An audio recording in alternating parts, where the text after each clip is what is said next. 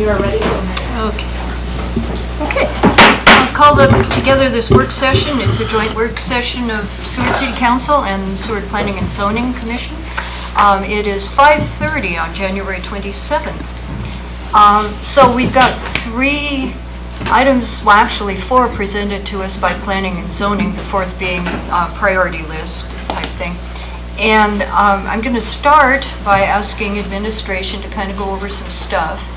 And then we would address each of these sequentially as much time we have, and I'm going to try to provide public input to time and discussion time and all sorts of stuff. We've got a lot in an hour and a half, which we may not conclude all. I'm just going to give a heads up and we could have another one of these. So with that, Danny, would you begin? Sure, yeah. First, thank you for this joint work session. I'd like to first just applaud the Commission's work this last year. It's been an interesting road and they've had a lot of patience for me as I've kind of evolved into my first year in this position, starting with not even being able to meet for a couple months due to lack of quorum, to having a full commission, and especially now that we're really starting to hit on some of the housing concerns in this town. I'm excited for the work ahead in that arena. Part of the reason for this joint work session was that the commissioners' terms end in February, and this year we have 3 open seats. And so trying to kind of wrap a bow on some of the items they've been discussing as they head into their last month in this version of their commission. And so the structure for today is Courtney and I are just going to kind of go back and forth with a brief intro on each of the topics, and then we'll kind of turn it back over to the mayor to facilitate the conversation. Because housing is such a big concern, we're going to kind of start with those, so we'll go out of order just a little bit with the packet. So I'm going to start with a brief intro on the building height discussion that's been happening, which is on page 19 of the packet.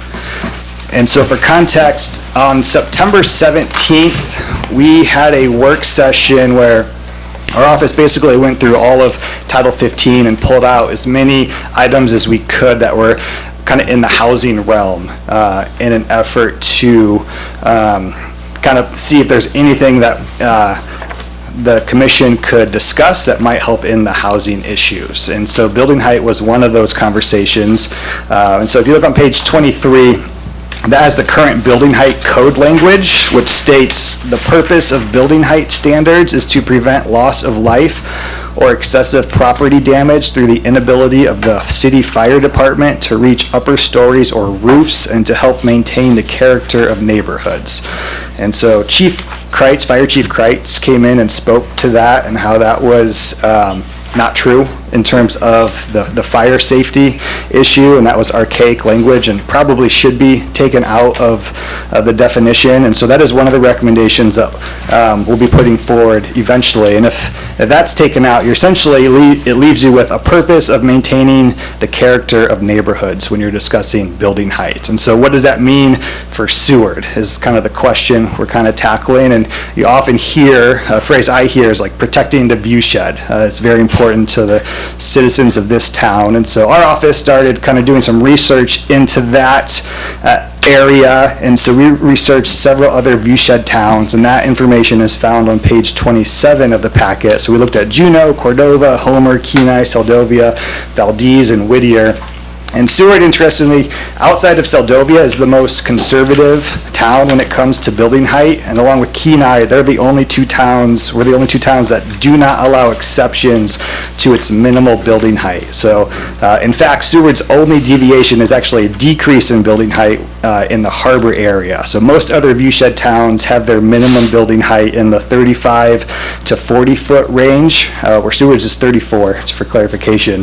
Most other viewshed towns are 35 to 40 foot range, with allowances to go higher than that standard minimum building height in certain areas of those towns based on zoning district or permit process, and Seward currently does not allow this. So part of the thinking in bringing this before the commission was, is it to determine if it's time for Seward to think about building height in the way that a lot of these other viewshed towns do. And so And these numbers may change as we get more survey results in, but as many of you know, we're plugging the comprehensive plan surveys, and one question we did ask in the survey was about building height. So that's on page 21 of the packet, and that question says, Seward currently has a building height restriction of 34 feet, in part to preserve the character of neighborhoods, and this height can approximately accommodate a 3-story building.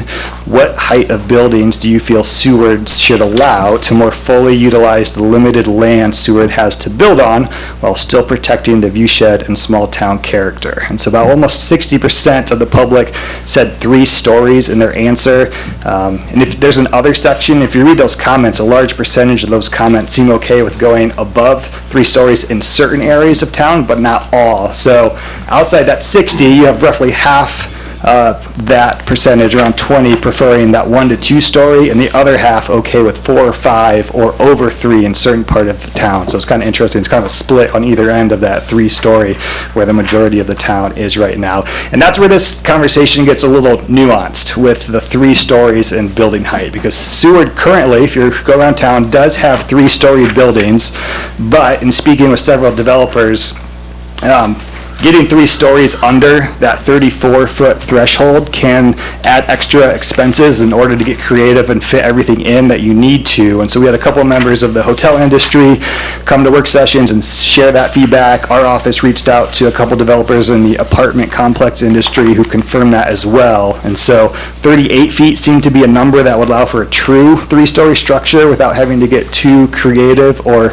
with added expenses. And so coming back full circle to housing, it's becoming fairly clear that the largest need in Seward is 2 to 3 bedroom apartments, so places for families to move into if they accept year-round positions but can't or don't want to invest in property right off the bat. And the problem is that apartment complexes have a pretty long return on investment. So what's the incentive there? And that's, I think, a big question Seward has to ask itself. Like, what can we do to incentivize developers to go in that direction? And so feedback we've received is that really raising the building height to allow 3 to 4-story complexes, at least in certain areas that would be a good fit, would be more enticing. So that is one question the commission is working through, is if there are areas in Seward that would benefit from having a building height minimum that would allow a true 3-story building at 38 feet. And then beyond that, when you're looking at 3-story structures, once you hit over 3,000 square feet per floor, an elevator is required, which is an additional expense. And so we also learned from developers that if you're developing an apartment complex, they'd even be more enticed if they can go up to a 4th story for that additional income to help with that additional expense. And so that's the other question the commission has been working through, is this, are there areas in Seward that would benefit from having a building height minimum that would allow a true 4-story building at 48 feet that would have minimal impact on the view shed? And so from the comprehensive plan surveys that we've started to analyze, I can share 2 things related to this. Housing is a major issue that the public wants addressed, and protecting the scenic views and landscape is a priority to our citizens. And so because of that, I don't know that the public would get behind just a blanket building height change across the board, but I do think that these things could be talked about with some sort of accomplishment in the model, similar to how several of the other viewshed towns view their building height minimums, with exceptions in certain areas. And so, so to sum up, of the 3 topics we're talking today, the commission is probably the furthest away of any type of recommendation to council on this specific issue, but the general ideas being discussed are possibly allowing a change to building height either by overlay districts and or conditional use permits, and in certain zoning districts that makes sense for them. So like, for example, not in like an R1 district. So any type of feedback and direction would be beneficial as they plan to continue to discuss this topic at future work sessions. And I'll turn over to Courtney for the next topic. Can we just do one topic at a time? Oh, sure. We're going to do an intro for all of them, but if you want to start, if you want to, however you best see fit. How do you folks feel? One at a time, or the total intro? One at a time? I think we'd prefer one at a time, just because we can focus on one thing, if that's okay. Mm-hmm. Okay, thank you. I'm going to ask P&Z people, did you want to add anything to that before we mull it over? think you got considerable amount of information in a very short time, so Okay. let's just go with that. Okay, let me just see if anybody on council has a comment or any strong feelings one way or the other, and then we'll ask if there's public that wants to speak. Councilmember Finch? So our max height right now is 34 feet. Correct. What would the average three-story building height requirement be? The question is, what would the, Three-story building requirement, because 34 feet is kind of hard to stuff 3 stories in. sure, and that's the 38 foot is the number we're kind of looking at right now for, so raising it 4 feet in certain areas to develop 3-story structures that you don't have to get too creative with. Follow up on Need that? to follow up, yes, ma'am. Because I work construction, I know it's hard to cram that in there. My only concern is I'd like to see if a 3-story is being built, the surrounding property owners are in agreeance with it.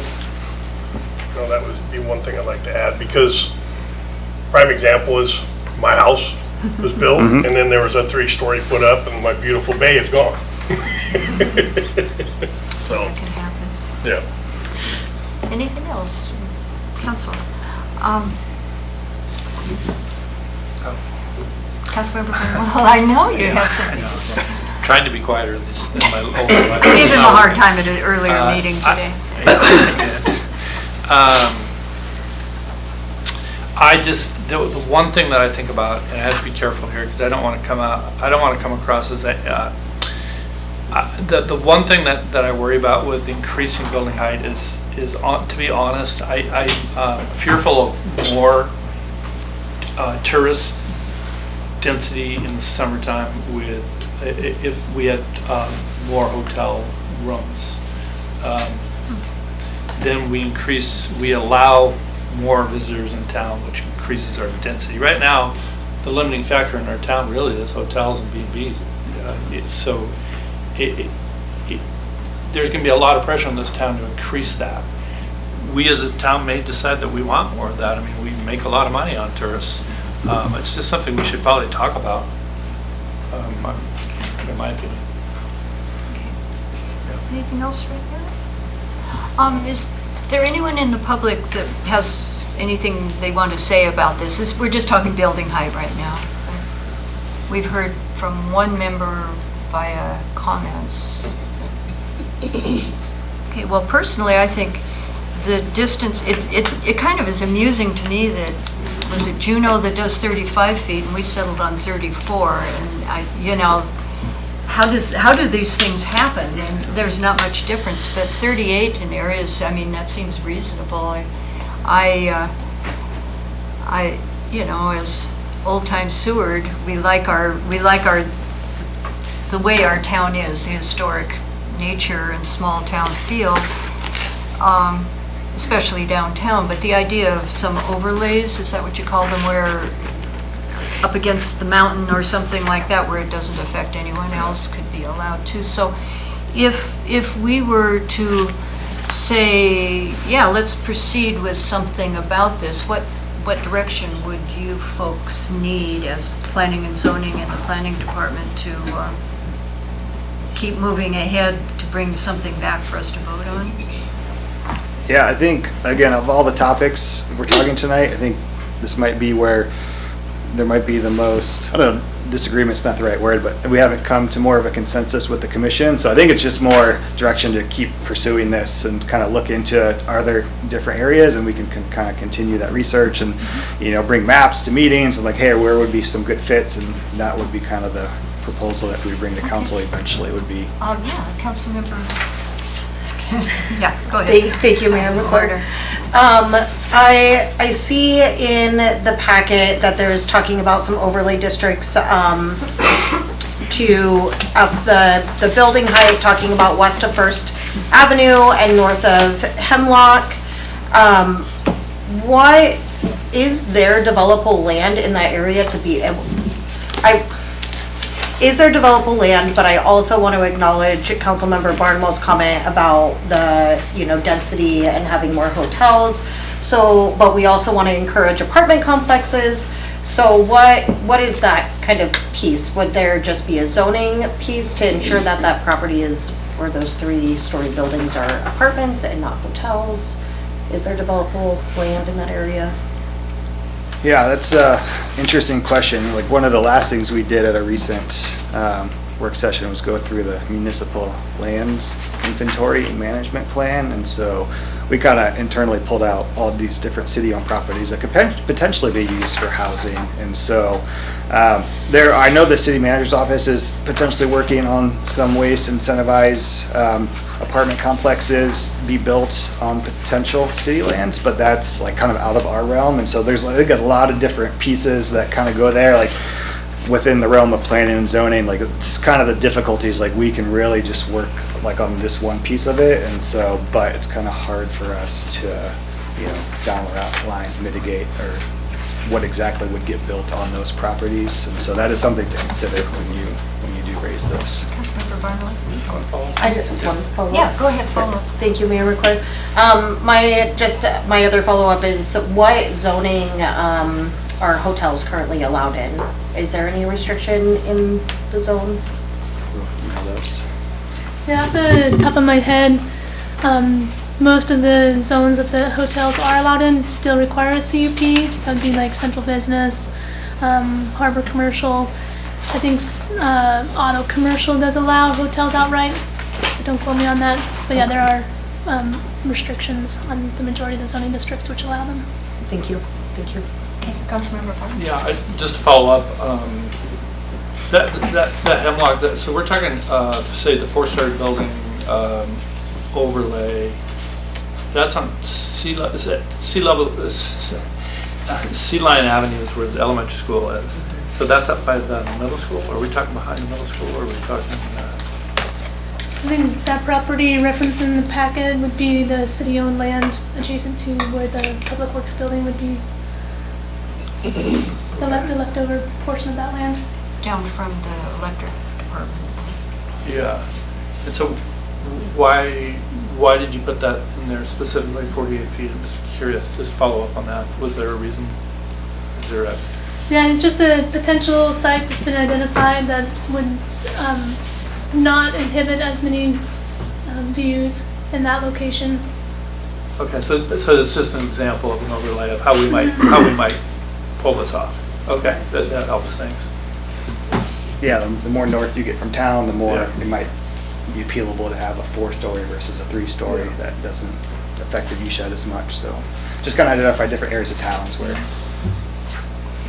Councilmember Warner? Thank you, Mayor McClure. If my memory serves me correctly, there is a pretty large lot along Dickenrath that the city owns that does have some roads that kind of go, but that go through to that property, but they're not, the roads are not fully maintained or open.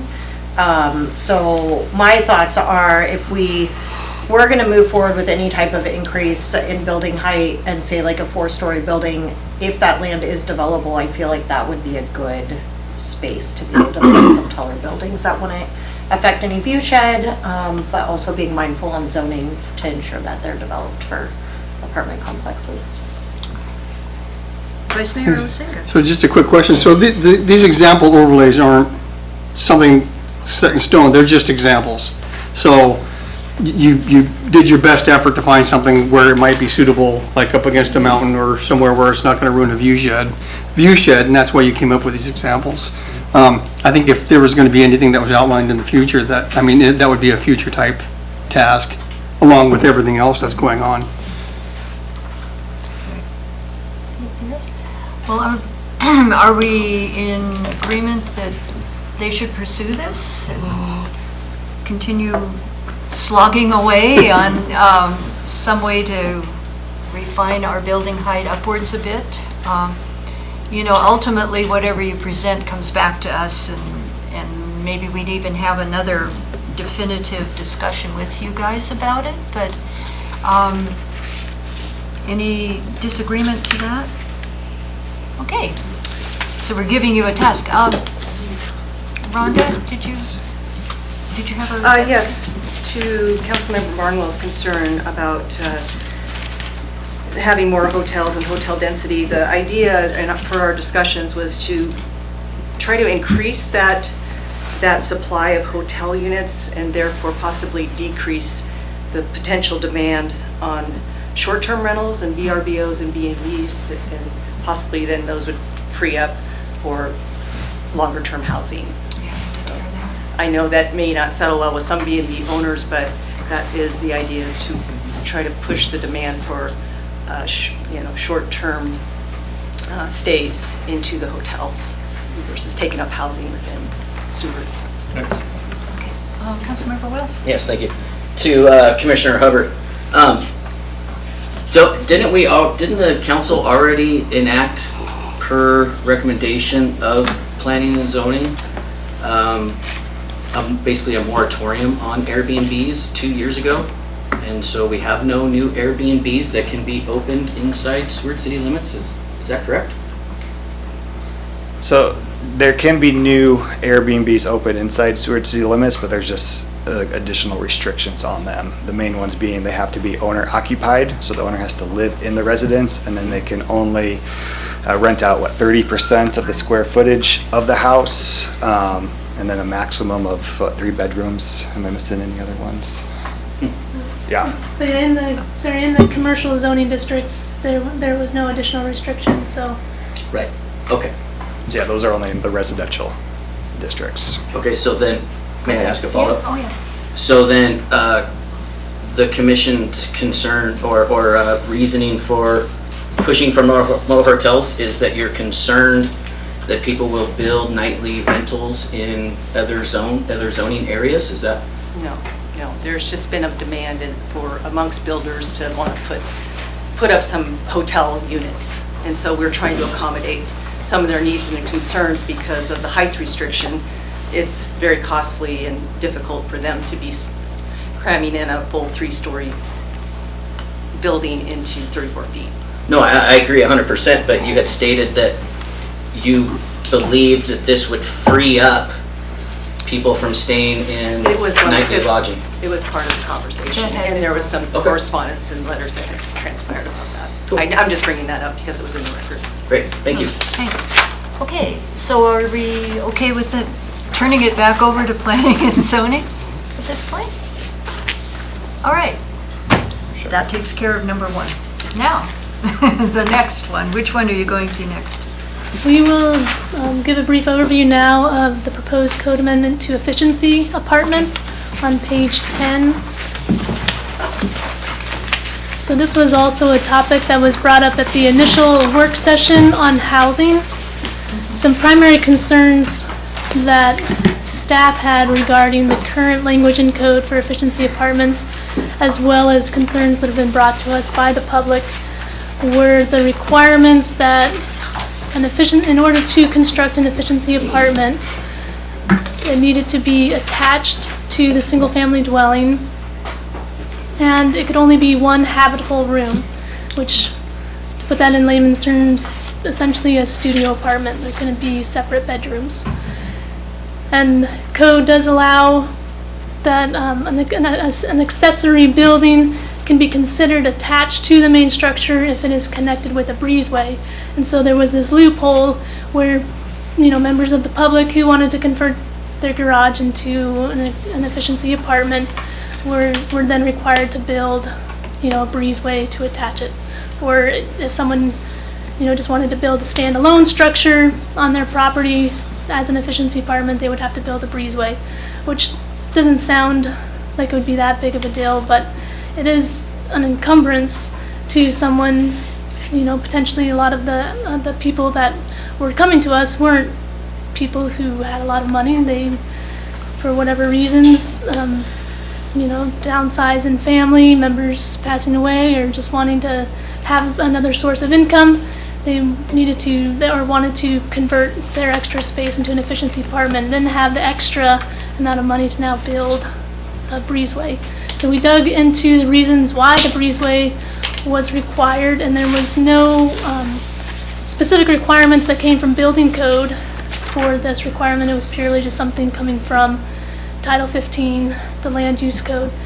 And the commission expressed that one of the main reasons that this requirement may be in there is that in the single-family zoning districts, R2 zoning districts, the people in that neighborhood, they want lower density. They don't want to have, multiple structures, multiple dwelling units on the same property. So we've tried to address that in this proposed code language as well. On page 11, we kind of summarize what the current code does allow. So essentially, efficiency apartments are allowed currently in code within a single-family dwelling. And just to keep everyone on the same page with definitions, efficiency apartments are essentially attached ADUs with only one habitable room. And so currently, attached ADUs with only one habitable room are allowed in code in the RR, R1, R2, R3, UR, OR, and AC zoning districts. So the proposed code changes that are on the subsequent pages would allow attached ADUs with any number of rooms, but smaller in size to the single-family dwelling in all the same zoning districts, except we're going to add the central business district, because single-family homes are allowed in the central business district. We have single-family homes in the central business districts, and one of the individuals that we worked with that had concerns with this code actually built a single-family home in a central business district, wanting to do an efficiency apartment. So that is why the central business district was added. The proposed code changes would also allow detached ADUs with any number of rooms, but smaller in size to the single-family dwelling, only in the zoning districts with greater density than rural residential and a single-family, so R2, R3, UR, OR, AC, and central business.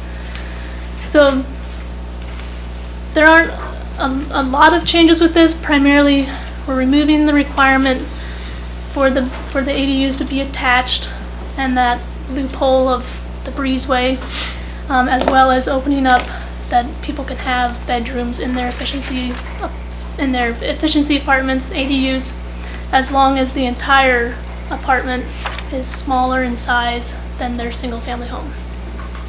Okay, thank you. Planning and zoning, do you want to add anything to that? I think one point to consider is in our revised table, these uses are listed as outright. And I think we should also consider to Councilmember Finch's concern is that the neighbors should have some input into a change like this.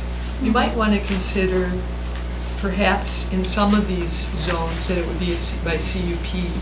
And that means neighbors within 300 feet get a notice. They can say yes or no, or at least they would be notified. So I would want to consider changing outright to CUP, at least in some of these zones. Well, if we were, we'll talk about this, but any of the rest of you guys? Is there any public wanting to speak to this one? Okay, I'll bring it back to council then. What are your thoughts? Oh, is there, I'm sorry, I didn't see. Yeah, go ahead, Brennan, excuse me. I just want to say, this is something that's been kind of happening across the U.S. as housing has become a big crisis across the U.S.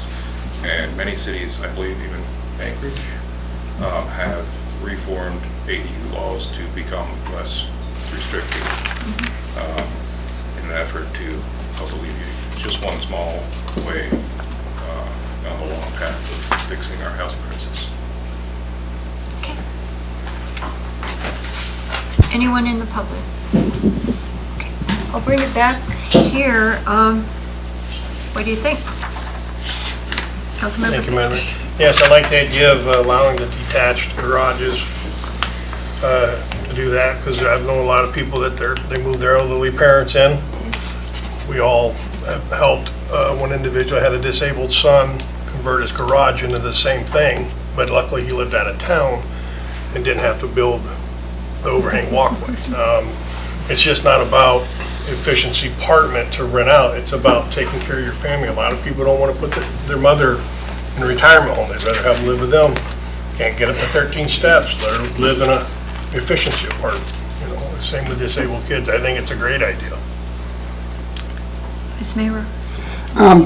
So pertaining to notice, public notice, is that something that's happened in the past where we've had to notify people within a certain project that it was happening? I know that Public Planning and Zoning Commission, or notices are out for certain things like zone changes or some kind of request like that, but if someone's building something that will fit neatly on their lot, and we're already kind of mandating the subsequent size of it to their house, is it something that's really necessary to have that? But we actually haven't had this before.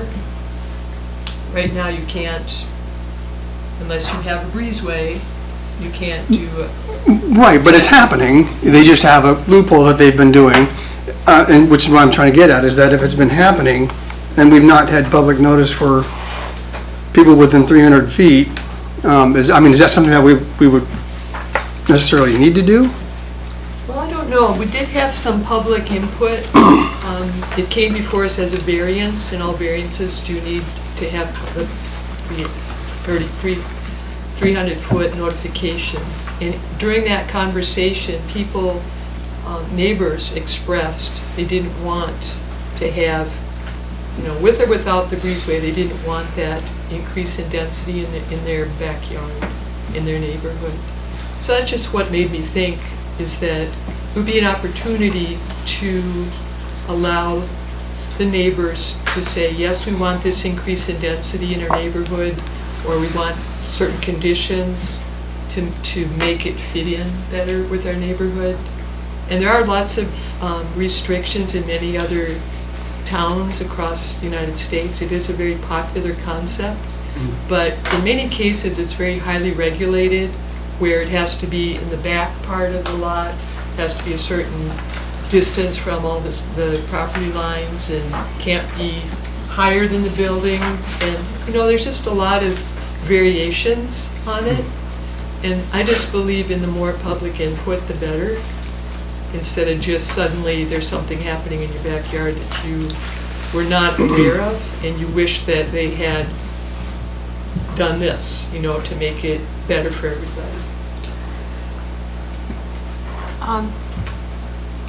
Which one would you guys Go go ahead. first? Okay, Councilmember Finn. To clarify, with asking the neighbors, I want there to be a limit. I don't want somebody just sitting here building these little garages on their 2 acres. If you have a garage, and you want to convert it to efficiency home, do it. Doesn't mean you build another one next to that, and so on and so forth. So there should be a limit on the amount that is built on that property. That's why I requested to have the adjacent property owners input in it.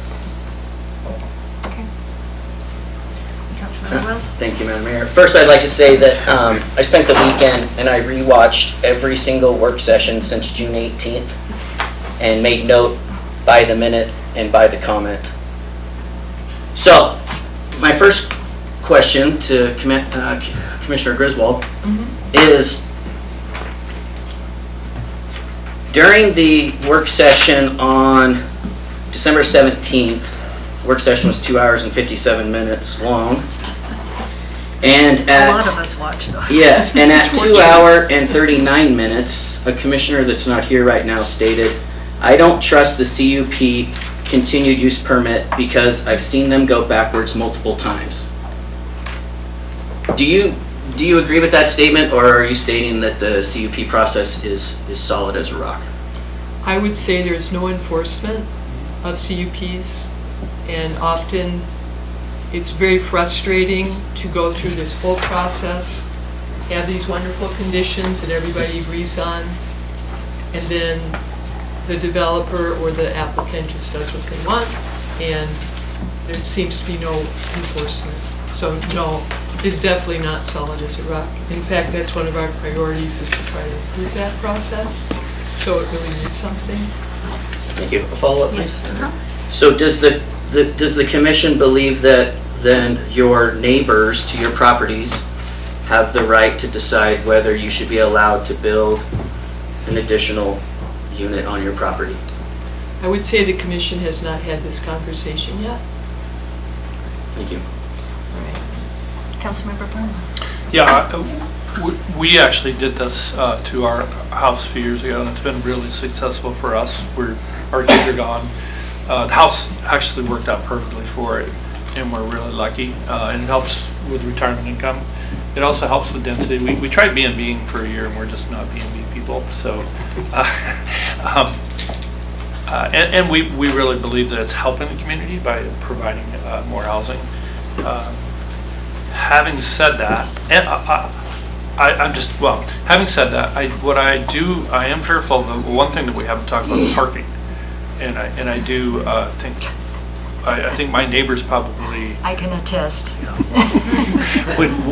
might have some objections if we had multiple cars and in our you have to make an accommodation for parking of some sort.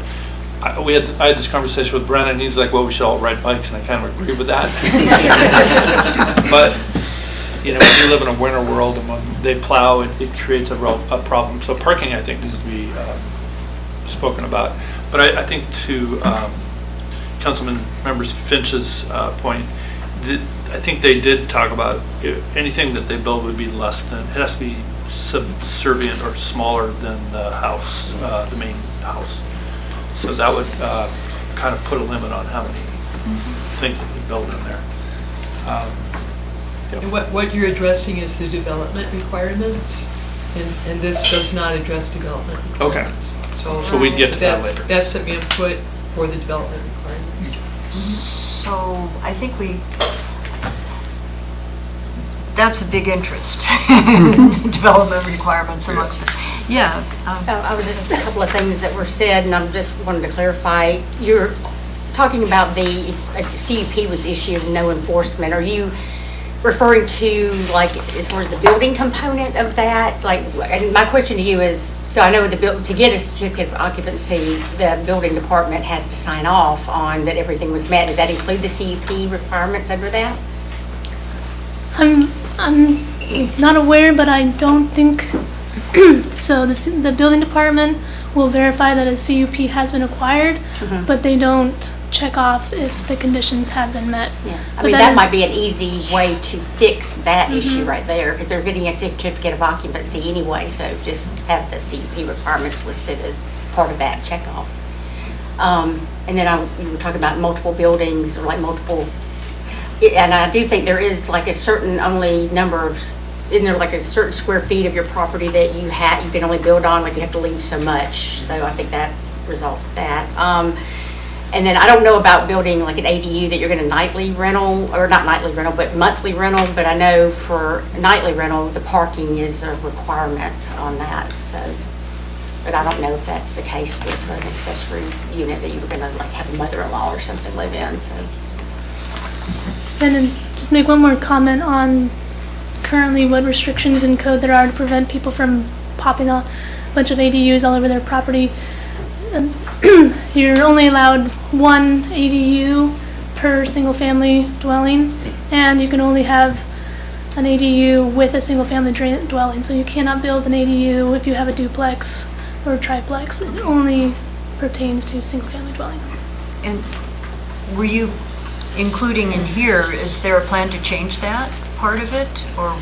We haven't discussed the development requirements yet. Okay, so but you will if we turn this back. Sure. Okay. Any other input at this point? Shall we turn it back to them to come up with a finished product that we can move ahead with? I think this is all good. I mean, there are some tweaking, and there could be amendments when it comes to the final product, but you've got some input, and it's moving ahead with some increase in housing, which is the thing. So.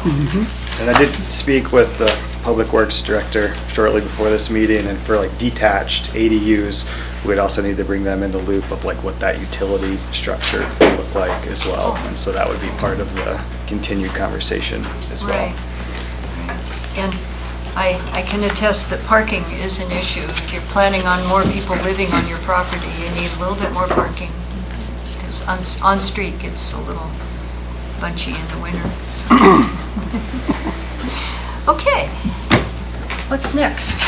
All right, we'll jump to the beginning of the packet where we discuss the marijuana establishment regulations. And so for context on this one, it's kind of shortly after I started.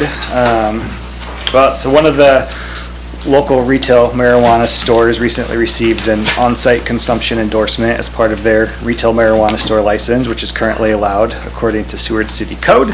And then shortly after I started, we had one of the commissioners and a member of the public express some interest in having Seward develop marijuana establishment regulations. And so back then I was brand new in my job, still trying to figure out how to navigate Seward City Code, and thankfully I have a great city planner, Courtney, who helped me kind of interpret the code, and we were able to establish that Seward's code was pretty well defined in terms of the current marijuana establishments. It was just laid out very poorly, so easy to understand why there might be some public confusion on if Seward had regulations for this land use and what they were. And so if you remember from a recent ordinance, there are 4 types of marijuana establishments. And they all fit under the umbrella of 4 other distinct land uses. And so you had to read a certain paragraph above the land use table to figure out which umbrella that specific use fall under, and then you went to the land use table and had to find that other use, and that would tell you which what the land use of that marijuana establishment was. So complicated at best, and so the commission proposed a new layout of the land use table to make it easier for everyone to understand what the current regulations are regarding the land use of marijuana establishments, and the council approved that new layout. And then once that new layout was established, the commission decided to review the current language and allowances of the establishments to determine if they wanted to recommend any changes to them. And so the first couple pages of the packet shows some recommended changes to the establishment definitions. 3 of the 4 establishments can kind of be broken down further. So like currently there's a cultivation facility, but that can be broken down into standard or limited, and it's kind of true for a couple of the other ones as well. So the definitions outline just the more specific types of establishments. But then if you look on page 4 of the packet, letter H, number 2, and I'm just kind of walking through the different changes. So this current code reflects the AMCO and state statute language, and for anyone in the public not aware of what AMCO stands for, that's the Alcohol and Marijuana Control Office. And so this part of code in our code expresses is referencing how far marijuana establishments need to be away from other types of land uses, and what's like bolded and underlined are additional uses that the commission is recommending be added to our code. And then at the bottom of 4 going into 5, this is recommended language stating that marijuana establishments be in a permanent structure, which I also believe is in the state statutes, but if we include it in our code, that would keep that restriction in case the state ever would loosen up theirs. And then the big chunk of the rest of the packet, so pages 5 through 8, is essentially showing the new layout of the land use table. And it's kind of, let's see, it's difficult, it seems like it's difficult to read. It's basically, if there was a change, there's like basically one on top of the other, and it just kind of shows you the switch of what the current code is to what the current recommendation is right now of the commission. And so, I know Commissioner Ullman, did you want to run through those? I think you covered it well, but yeah, just looking at the table, which we really focused our time on, a lot of work sessions, a lot of public input on that, but just how to read this, I don't know, this helped me. So you'll see like crossed out is actually the current code, and then the bold would be the new code, and intentionally left blank just means not allowed in any of those zones. So you'll see, you know, just focusing on the on-site consumption. If you jump down to the bottom of 6, you would see we are recommending with a CUP in the commercial district to still be allowed for indoor on-site consumption. And then going to page 7, outdoor would be intentionally left blank, meaning not allowed in any zone, as well as for the walk-up window. And the testing facility, we had some discussion on that, but here with this pack, we're proposing not allowed. Just weren't quite sure what a testing facility meant, so. And I would just add, I would just add, also, just with this context, like I thought Commissioner Horn said a good point about Anchorage, doing what they're doing to the ATUs. In 2020, this helped me just with the context to understand this is a complicated issue. They held a vote, a ballot measure, and that failed. It was to see if citizens of Anchorage wanted to allow on-site consumption, and it failed by a large margin. We're a different town, but I feel like it's some context. Okay.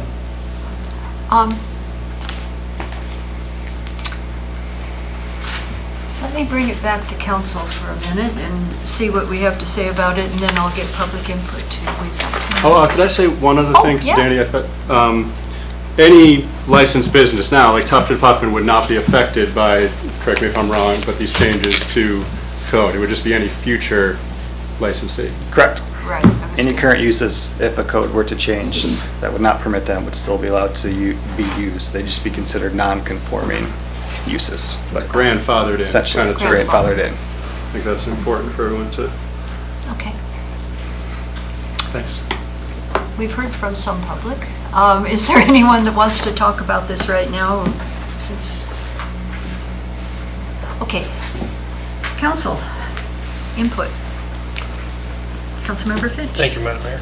On the cultivating extract process, is there going to be any requirement for an exhaust system to clear the air so it doesn't affect surrounding properties like the one out on Old Nash Road that you could barely drive by when they were harvesting? That's intentionally left blank. That's intentional. Yeah, so.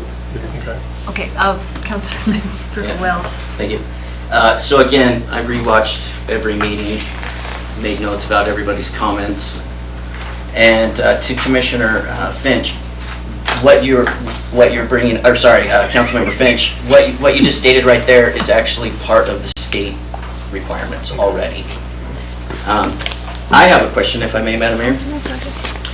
So you mentioned public comment was the reasons for these sweeping, drastic changes to our current city code and zoning regarding marijuana establishments. I saw some public comment at each meeting.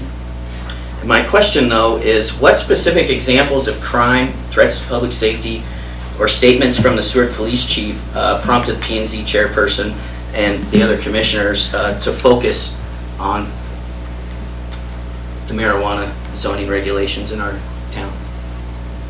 Well, since you mentioned my name, I'll go first. We felt, as a commission, that, as Danny explained, that the current code was very confusing.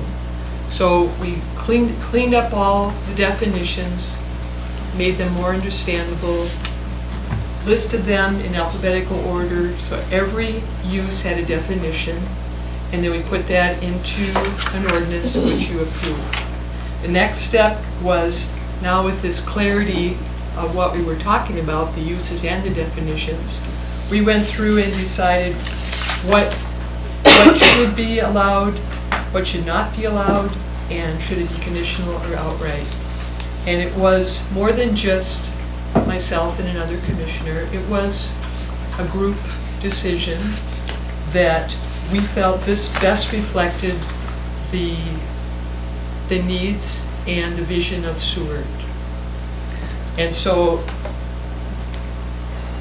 one of my points was to reduce the amount of industrial activities, because we're such a tight valley here. It's very small. And if there's an industrial use that's producing fumes that were actually a source of complaints, or other industrial activities that would be difficult to control. And then we have residential uses right next to our industrial zone. They were incompatible.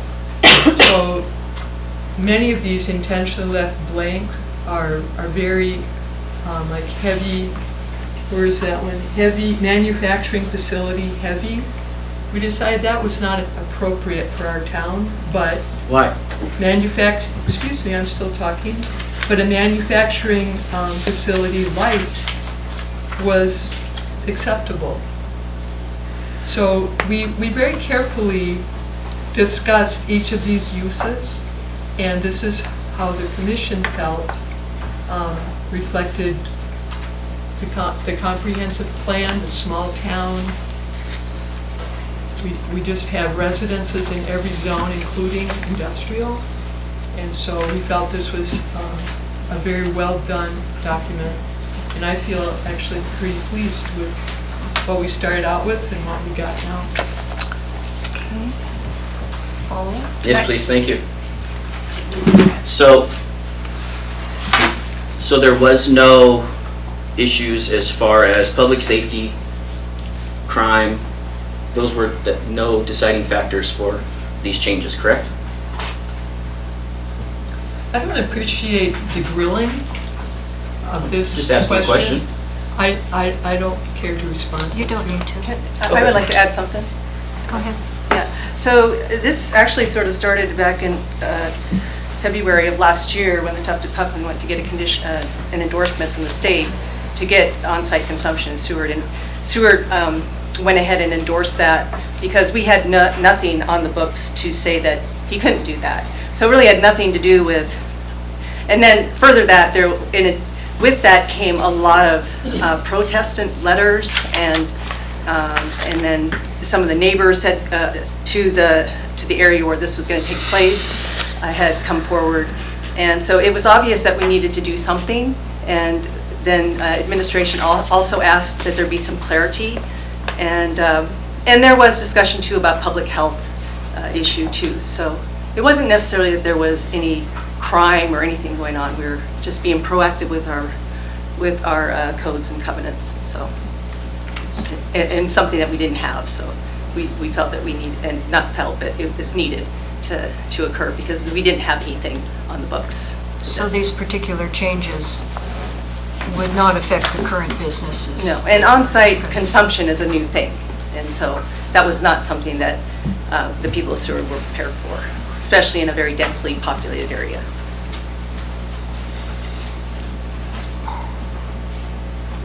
Councilmember Bond. Sorry, I'm a little confused. I'm sure Randy can answer this. I don't know the difference between manufacturing light versus heavy. Could you just kind of talk about that? I believe that those are definitions under Seward City Code. That's how they define certain industries, whether it's light manufacturing or heavy manufacturing. Okay.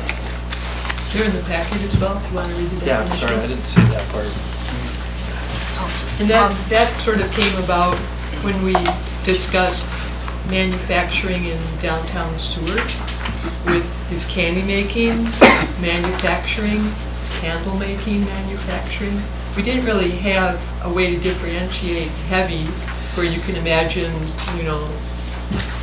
noise and fumes and dust and stuff, versus they're just making candy, So we decided that would be appropriate to separate those two uses and say, well, sure, you can make candles, you can make candy, but not something that's going to generate a lot of heavy Okay. Thanks. results. Go ahead, Councilmember Warner. Thank you, Mayor McClure. My question might be to one of the two bodies here. Do we currently have any industry that would qualify as a heavy manufacturing inside city limits? We had a reduction plan here next to Icicle. I was going to say that's the most noxious. Yeah. Okay. Yeah, we had that. And there were formal complaints for that. Jason Bickler. Yeah, well, I think we do have industries here of like shipbuilding and repair. Those are both in city limits. We have JAG out at the boatyard. We have Catalyst Marine here where they're dealing with lots of forklifts. They're moving big things of metal. There's welding shops. I mean, they don't really make a lot of fumes on necessarily, but I would say they do have a lot of noise, and they might, I mean, if you're, I think that those might be considered more of like heavy manufacturing. So,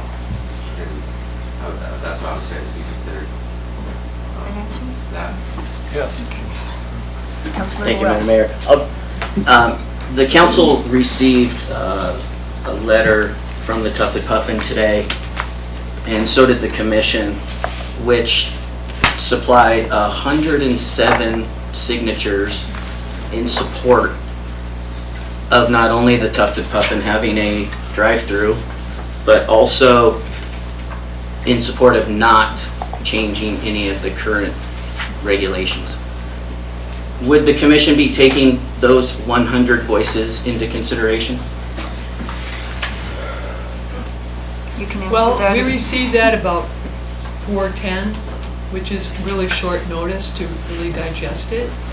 And I don't have a copy of it before me, but I found that it was written in an inflammatory way. Like, do you support these, like, wildly, whatever? It wasn't a very straightforward, neutral question. And you're also polling your customers, which is a very biased sample. So, we'll consider it, sure, but considering the limitations of it as well. This is a work in progress. Correct. I know it's a kind of obvious question, but, or maybe an obvious answer, but you are opposed, you won't allow retail store walk-up or drive-through through an exterior window pickup. And what was your rationale for that in your discussion? The regulations, if I remember them correctly, and commissioners can help me out, just seem difficult to know the person driving up and placing the order. You can't do it if there's a child in the back, and you can't, there's all kinds of things that seemed hard to enforce. And it just seemed that it led to some safety issues, driving issues. That was what I was thinking. It's a new thing. Just curious. One thing, Commissioner. I'm sorry, what did you say? One thing, I just some of our discussions equated some of this as sort of like drive-up liquor stores. It's an intoxicating element of some sort. It's sort of a bit of a parallel, since a lot of people don't engage with that necessarily. And so what we had was, well, alcohol is one thing. We don't have alcohol drive-up. We don't have a lot of those things. And sort of tried to pull a bit of a parallel on that to see, just for the standpoint initially, to see if, let's just get the matrix down, the code down, and everything else like this, and then start looking at it. Because having to the Chair Griswold's point, if there's a kid in there, you can't drink and drive. I'm assuming you can't smoke in marijuana and drive either. So, and I don't know if they would necessarily be doing that, but how do you control that? And so that's just sort of part of our process. Now, granted, you can tell us not to go that direction, and maybe we're not thinking correctly in that respect. But that's, with our limited exposure on it, that's how we sort of looked at it. Councilmember Kreitz. I just, as a healthcare provider, I just was thinking of something when you were saying that. I don't know that I necessarily agree with that in regards, because if you have a drive-up pharmacy, someone's picking up a controlled substance, it's the same thing to me, looking at it that way. What's to say they're not going to take their oxycodone while they're driving after they pick it up at the drive-through pharmacy window either, right? So it's... It wouldn't be. Yeah. Certainly, Oxy shouldn't be driving with Oxy in the first place. You know what I'm saying? I mean, that's Maybe they shouldn't have The drive logic pharmacies. goes on. Yeah, it's To your personal point, accountability. it's not allowed yet. It's not allowed in sewer Pharmacies either. aren't allowed yet. Yeah, well, I know. I just Maybe they shouldn't be allowed. Councilmember Finch. Thank you, Madam Mayor. I know in the 70s and 80s in Wyoming, they had drive-up windows, and our amount of DWIs were extremely high. They shut it down. If I remember correct, you're not supposed to smoke and drive, but me and myself and many other people, I will not go shopping downtown Seward because it reeks of everybody standing outside smoking. There's times in the winter, I won't even go shopping in Safeway because the parking lot reeks. I know it's about public education, but people want to be educated to understand you're affecting other people's lives. The drive-up windows, I remember many times they would make them come in just to see if they're sober enough to, if they're sober enough to walk in, okay, because you can be drunk behind the wheel and be comfortable. I think it's the same concept. But, I do believe you got to educate the public on where you can and can't smoke. Just because it's legal doesn't mean you can smoke it everywhere. I mean, I love to go down there to the waterfront and sit there, but there are days you just can't sit there, and it's ignorance of users. So. I have a question about the testing facilities. I watched your discussion, and then Sean, you mentioned maybe you weren't sure about all of something about the testing facilities. My question was, I forgot what you guys had said, but why were you opposed to having testing facilities here? There was a reason that I think Right, Carol, can't remember. A testing facility, from my research, was, it allowed the whole range from growing the plants to using chemicals. You have to use chemicals to grow the plants, herbicides and whatever, fertilizers. And then to test it, there's more chemicals to make sure that it's pure and that. And it's quite an intensive industrial process. It uses a lot of electricity and a lot of water. And we thought, well, this is Seward, it's a really small town. All of our marijuana, cannabis products come in packaged from a different place, a bigger place. So why don't we just let this particular industrial use also, be somewhere else where it's probably more efficient to do that, instead of allowing it in industrial zone, which is very close to residential homes, neighborhoods. Okay. I was just curious because as a chemist, it doesn't seem like there would be a whole lot of industry involved in testing, but I don't know that because I've never dealt with that particular chemical before. Yeah. I'm pretty uncomfortable with the conflict of interest. P&Z's here asking for direction, and you have a city council member who's pretty adversely affected in this topic. I think he could remove himself during this. The issue tonight is that it's a work session and everyone's free to speak. If there's voting on this, when they come back with something, he would have to, I believe, recuse himself. So at this point, I think he's justified in saying things. I do feel that they are asking for direction.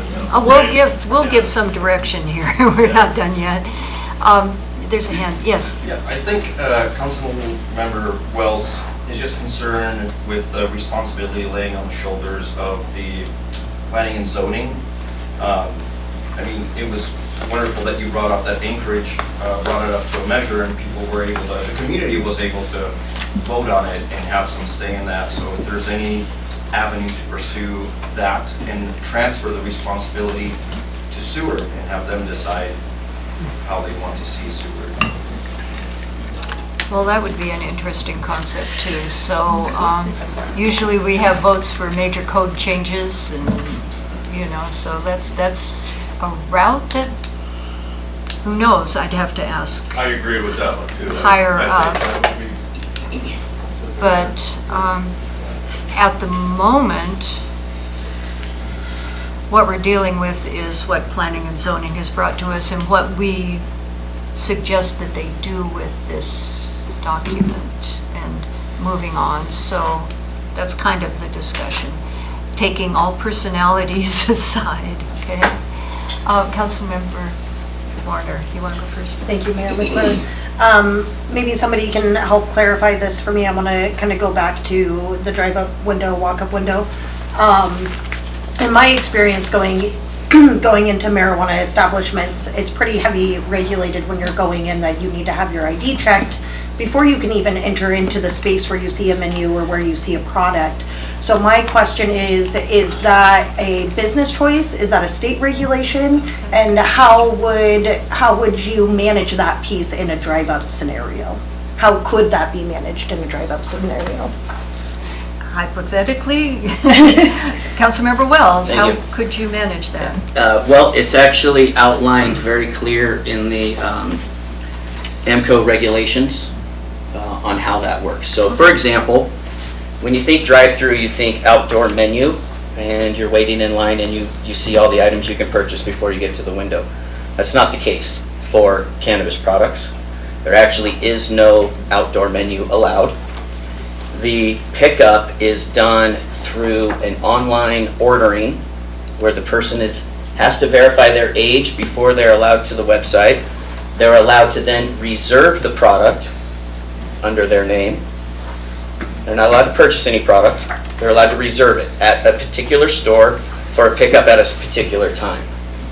Then when the vehicle approaches, the AMCO requirement is to have cameras positioned in a way that the people inside the store, specifically the person serving, can see inside the vehicle clearly and can see the driver and passengers clearly. And then the driver has to show their ID, which is then scanned by a 3D scanner, goes through the POS system, which then validates the ID as a legal identification. And then the person requests to pick up the product that's already bagged, stapled, with their name on it, with their itemized list on it, and then they pay for the product. Thank you. We needed to hear that. Yes, Councilmember. Thank you, Mayor McClure. Thank you for that very clear explanation. I appreciate that. My follow-up question to that is, does AMCO currently allow minors to enter in with a guardian to a marijuana establishment? Councilmember Wells, since you're there. The only minors that are allowed to enter into a legal cannabis establishment that's licensed by AMCO, they have to be 6 months or younger, so they still have to be in the breastfeeding stage. And they did that in order to allow for employees who are over 21 and had a child, a baby, to be able to bring them to work for a short period of time, the first 6 months. One more, Yeah, I'm sorry, yeah. thank you. Go ahead, Councilmember. I really appreciate the clear, the clear definition of these.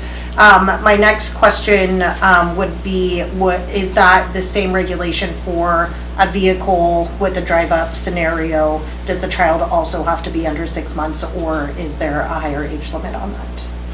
There is a higher age limit for children inside of a vehicle. Thank you. These are important questions and answers. Thank you. Is there any age requirement for the child in a vehicle? I'm sorry, let's, Oh, what did you say again? no, that's fine. Mr. Ullman? No, that's okay. Then I'll get here. Yeah, what are are there requirements for children in the vehicle? Or anything to that, or? Do you know Thank you, this? Madam Mayor. Yes, it has to be a direct relative, just very similar to going into a food establishment that sells alcohol, as long as you're with a direct relative. Okay, it could be any age, as long as they're a direct relative. Councilmember Thank you. Finch, you had Thank you, your Member. hand up. Just like in a bar, when somebody comes staggering in, the bartender sees they're too intoxicated to drink. Is there any requirement in AMCO for that same thing? If somebody looks intoxicated, driving or walking in, you guys refuse to service them, or? Councilmember Wells, can you answer that? I can, thank you. By state regulations? Yes, by state regulations, just like in a bar, The bud tenders have to be trained to identify intoxicated persons, just like in a bar. And they have to look at the person in their eyes, look at their gestures, listen to their words in order to serve them or sell them any cannabis products whatsoever. The difference between a cannabis establishment and a bar is that it's required for the cannabis establishment to maintain 40 days worth of high-def video footage from every corner of the establishment that clearly shows every face of every person in the establishment, so that if there was ever a question about that, AMCO could demand by law to review the last 40 days of footage to see if a violation was committed, which is completely different than inside of a bar. Really? Okay, go ahead, Christiana. I spent some time on AMCO's webpage today, and I believe that there's also requirements to how much can be sold of the actual product, inhalant, and consumable per person per day. So it's even more restricted, to my understanding, than going into a bar or a restaurant and being served alcohol. I believe that's true. I'm seeing lots of nods. 1 second, let me get Councilmember Warner and then I'll get you. Go ahead. Thank you, I appreciate that. So when we're talking about the walk-up or drive-through, that is something that we currently do not allow for alcohol or pharmacies within inside city limits. So it does already kind of go in line with what we do allow in terms of drive-through or walk-up. So with that being said, if this was something that were to be considered allowed in certain zones, would we also be reconsidering drive-up windows for alcohol? Would we also be considering drive-up windows for pharmacy? Danny can speak. Yeah, I'll clarify that. So drive-throughs are allowed inside city limits with a CUP. And so someone would be, yep, a conditional use permit. So you can do it if you apply for a CUP and the commission grants the use. They can just put conditions on it. And go ahead. And just one follow-up, the state of Alaska, if anybody knows the answer, does currently allow alcohol pickup drive-through windows. Is that allowed within the state? No, but it is allowed for marijuana. How many are in the state for marijuana? I don't think we know this. I don't think there are any. I don't believe there are any, except for maybe Mr. Wells. There's one in Anchorage. Councilmember Wells. Oh, I'm glad that question was brought up. There's actually one inside the Kenai Peninsula Borough, inside Sterling. It's called Red Bush. It's right as you pass the dentist office with the big moose. It's on the right-hand side. And it was the first legal drive-through on the peninsula. And some other things that were stated real fast, if I may, Madam Mayor. Yes, ma'am. Thank you. As far as this being new, I'd like to state that cannabis has been legal for retail since 2014. And Alaska was actually the first state in 2017 to legalize on-site consumption. It's the very first state in the union. The reason why, and I stated this at the very first work session meeting, the reason why you do not see these all over the state is because of the incredible expense and barrier to entry. And I would just like to state that if we're all so concerned about these businesses, these cannabis industry businesses popping up on every corner, and if cannabis has been legal since 2014, home cultivation has been legal since 2014. Cannabis lab testing facilities have been legal since 2014. Why the immediate concern when there's only one legal cannabis business in the city? Okay, thanks.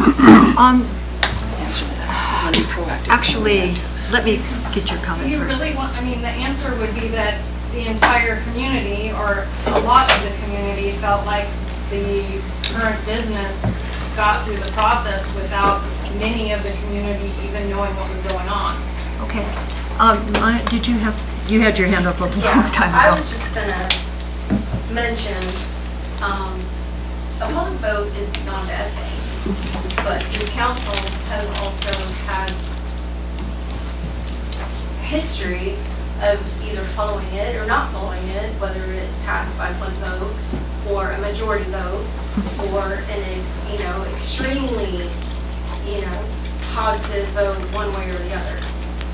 Council has either followed it or not followed it. So, although it's a good idea, council needs to decide whether the vote that happens, if you guys do that, if you're going to follow the vote or not. Okay. Christiane? Really quickly, so I think that you have to really tread this line carefully, because I look at this as an over 21 industry or business, and there's other over 21 industries in the community. And I just wanted to bring back to everyone's attention on September 23rd, it was mentioned of increased DUIs in the city manager's report under the police department section. There's currently, as of 1/16/2024, 29 licenses issued for Seward for various alcohol licenses, which is a great number. And as far as like consumption goes, there's quite a bit of like state regulations on outdoor consumption for marijuana, whereas alcohol, another over 21 industry, right in the center of our harbor, every year for the last 5 or so years, there's a festival that has outdoor consumption of alcohol with a waist-high fence that is see-through. So there might not be a smell component, but there is a visual component of people of all ages. And it's my understanding from previous work sessions with P&Z when asked that currently use is permitted outright for alcohol licensed businesses in Seward. So I think it would be good direction to ask P&Z to also look into those regulations and seeing if they need to be updated as well. That is probably apart from this particular thing, but looking at time, did you have one more thing to say? Well, I was trying to figure out what a good time to bring this up, but there was a lot of testimony and concern about Seward Health and Seward Youth too, and how we portray ourselves as a community. And the recent comment there does lend to that. I mean, it's not just marijuana, it's also alcohol. And I agree that maybe something like that should be, maybe those do need to be updated. But I went on the Alaska Department of Revenue Tax Division website and I got some stats. And this is stats of consumption of alcohol and marijuana throughout the state. And believe it or not, I have 22 and 23, but I'll just for 2023, the state of Alaska, and of course we have a tourism industry in this now, but we sold over 16.6 million gallons of alcohol, and that generated about $39 million in taxes. And in marijuana, in 22, we sold, and again, it's marijuana is sold, it's not a volume thing, it's a inhalant and level of THC thing, but irregardless, in 22, there was 67,613 pounds that was consumed or sold, and then that went up in 23 to 69,204 pounds. So just to kind of give you a little perspective on, consumption, this is just in the commercial market, so, I just think we all need to be aware of our health and well-being and the image that we're portraying and how we're normalizing some of this consumption. So that's all I have. Thank you. Okay, thank you. To bring it back to council here, what do we want to do with this? Do we want to send it back to planning and zoning to come up with a finished product? We would have to vote on it. We can amend when we get it back. Or do we want to strike some things or give further direction? Does anybody have a feeling? Yes. My thoughts are, I think I really like the comment about having it go to a vote of the people. I personally feel like that would allow some of the tension to kind of go away, not allow it to kind of be, you know, them versus them kind of situation, and would just really let it be a community-wide consideration. I don't know, can we direct for more information on what that would look like? We could do that. That would go to administration and clerk's office probably. There would be many factors involved with that, such as within city limits. I don't know that we can direct a vote of the people outside the city limits because we are a city council. So we'd have to carefully define that, which would probably defeat the purpose of some of the people who want that, but I'm I mean, not but we're sure. talking about city code, right? Right. And people that, and So it would businesses be- inside city limits. It would be within, but, yeah, I mean, we'd have to find out. We could direct administration, it would be directing administration to come back with information on how to go about that. Does that sound like a, I mean, I don't mind doing that. We'd have to be very careful about the wording. Just 1 second. You had a, Yeah. We're in the process of doing our comprehensive plan. And this is the kind of stuff we need to talk about. As hard as it is for us, for you guys, that's been tough to do this. And it's tough for all of us. I really appreciate Councilmember Wells' educational component to this. I'm extremely naive. I'm kind of on the side of Ms. Hubbard in the sense of I honestly would like to limit more alcohol and marijuana within the community, but I'm also pretty open-minded. I find it fascinating. But I would like to see what the community has to say about this. The more I learn, the more I'm like, wow, you know, it's just interesting. So I think maybe in the comprehensive plan, you know, we are going to have some community meetings. Maybe this could fit into one of those categories. I don't know which one it would be, where we could have a conversation. that's another thought, to push it off to that, rather than, because anyone can come and speak about the comprehensive plan. In fact, at our education meeting today, we're tying that in with a whole lot of other things to get public input on. So maybe that's a place to consider that. But keep it in mind, because we need to further discuss it. But what do we want to do with this? Do we want to give it back to planning and zoning to come up with an actual product that we can vote on? A yes? An okay? Could you further clarify, I hate to throw the baby out with the bathwater, could you clarify what in this revision, this code that we're presenting to you is problematic and what is acceptable? Well, in 2 or 3 minutes, probably not, that's the problem. So this is what we're stuck with now. Perhaps having another joint work session to further drill this down, would that be productive? You know, because, I mean, each of us could say, oh, well, we don't want this part or this part, but we don't have time in 2 or 3 minutes, and I apologize, but there's a lot going on. I knew this wouldn't be enough time. Yes. Thank you, Madam Mayor.